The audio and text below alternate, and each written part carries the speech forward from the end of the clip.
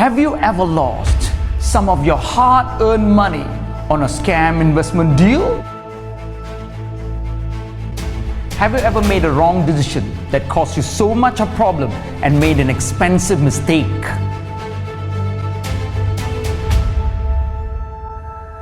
Have you ever made a regretful business deal that you can't forget until now?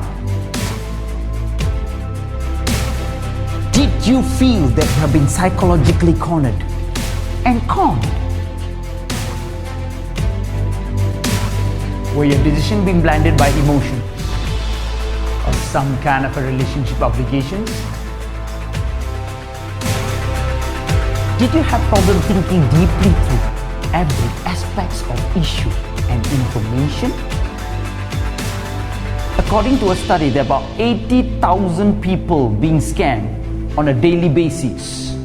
Are you one of the victims? How to make the right decision?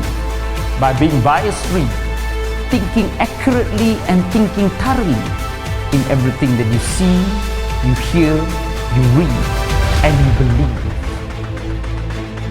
I'm Capt.Ariva.